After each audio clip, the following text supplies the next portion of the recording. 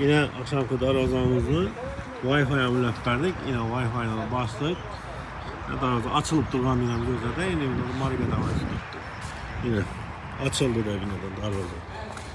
Yine çok getirip öyle pemberdik.